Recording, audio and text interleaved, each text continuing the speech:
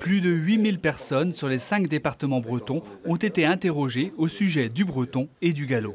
Le résultat de l'enquête est inattendu. Le nombre de personnes à savoir parler le breton est resté stable ces 10 dernières années. Environ 207 000 locuteurs pour le breton et 191 000 locuteurs pour le gallo. Chacune des deux langues reste surtout pratiquée dans son territoire historique. On n'avait pas le droit de bailler de mic à notre âge. Ah non. C'est quelque chose qui permet de se dire que l'action que l'on conduit depuis longtemps, elle est aujourd'hui source de résultats. Attention, savoir parler le breton ne veut pas dire qu'on l'utilise.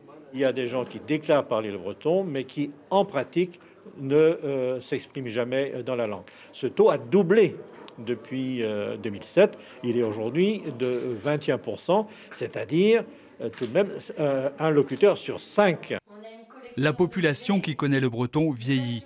79% ont plus de 60 ans, ce qui est inquiétant pour l'avenir de la langue.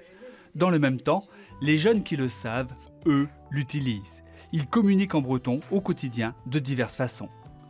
L'attachement à la langue bretonne est particulièrement fort. Les 3/4 des Bretons veulent que le breton soit davantage enseigné dans les écoles. Un tiers des Bretons aimeraient ou auraient aimé que ses enfants sachent le breton, alors qu'en réalité, seuls 5% des enfants suivent un enseignement du breton à l'école. Nous avons 3 filières, publiques, privées et immersives. Donc ce choix, il faut qu'on puisse le développer un peu partout et il est certain que lorsqu'il y aura une proposition généralisée de cet enseignement, là on pourra répondre à ces 73% de parents. Quant au gallo, 40% de la population déclare ignorer son existence. De façon générale, une majorité de Bretons souhaite plus de bretons et de gallo sur les panneaux routiers, à la radio et à la télévision.